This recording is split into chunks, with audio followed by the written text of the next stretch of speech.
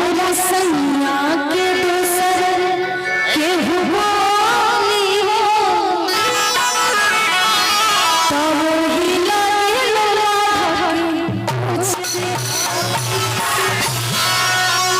हम चाहे कि हमारे जितना नृत्यांगना उपस्थित बानी जाए एक बार यहाँ जोरदार ताली बजा दिया आप सब। वाह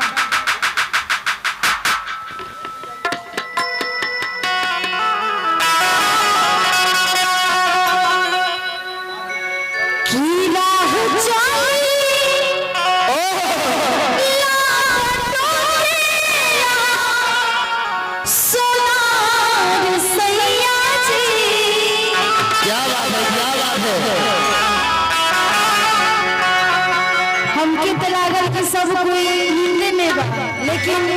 आपके एनर्जी देखी हमके भी एनर्जी आ गया। की राह चलेला सोनार सैया जी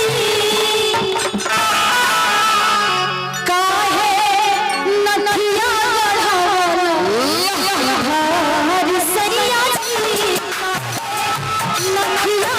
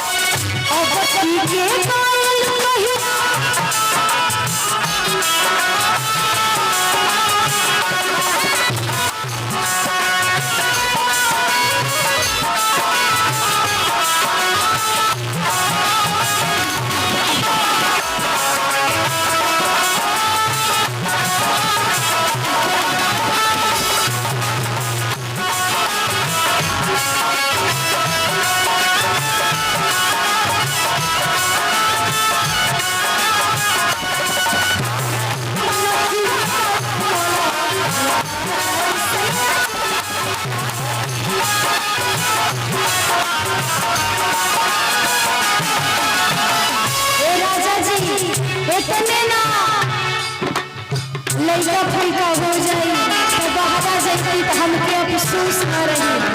औरत के भाव औरत का तरीका लइका भइया रउआ जैसे पहाड़ा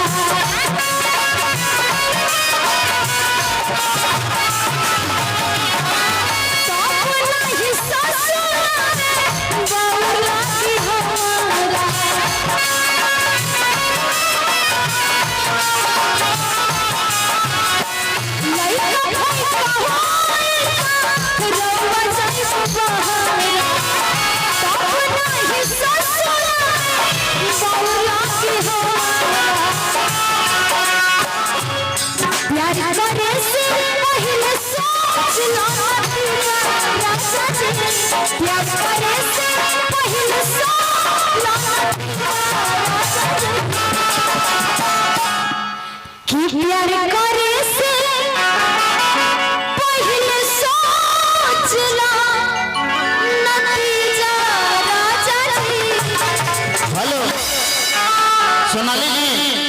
बहुत ही अच्छा। एक बार फिर से और ये प्यार करे से पहले भाई लोग एक बार ताली होनी चाहिए हमारे बहुत ही बेहतरीन ऑडियंस के लिए कि प्यार करे से पहले सोचना नतीजा राजा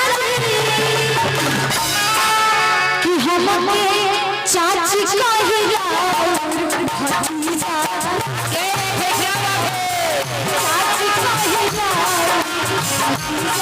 राजा जी राहु चलिया तो से आसना सैया जी राहु चलिया तो से आसना सैया हेलो भाई करेंगे